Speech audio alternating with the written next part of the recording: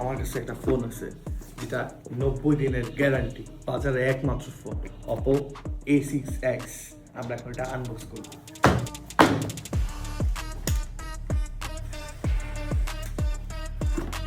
একটা জোস কালারের একটা ফোন আছে, দেখেন কালারটা কি, সেই জোস। শুধু 90 দিনের গ্যারান্টি না, শুধু কালার না, আরো অনেক কিছু আছে।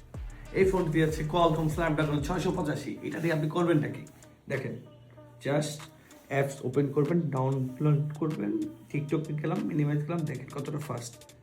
একটা বাজেট সেগমেন্টের প্রোডাক্ট যদি এত ফাস্ট হয়ে থাকে, আর কি চাই আপনাদের।